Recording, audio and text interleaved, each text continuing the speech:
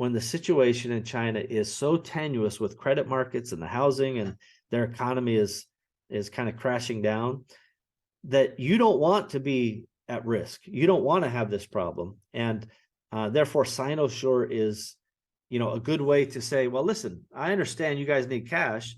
So go to a bank or go to a factory and get your 80% advance at the bill of lading, but, and get it backed by SinoSure, but you can't put all the risk on me, right?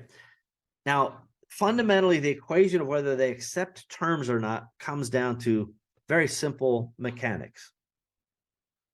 Number one, do you have good credit worthiness? Do they trust you? Do they have a relationship with you?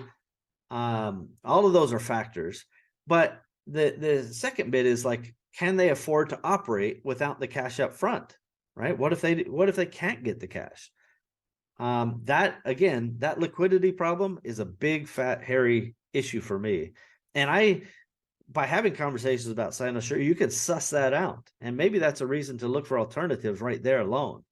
You do not want factories that are so hand to mouth that one or two bad things happen to them and they're out of business. And I've shared this earlier in the year, perhaps, certainly, and I've done it at an event or two, like the number of factories that are closing down in China related to COVID, related to the housing crunch, related to the credit crisis in China is substantial. Right? It's never before has the amount of companies closing outpaced the companies opening, but that's what's happening right now.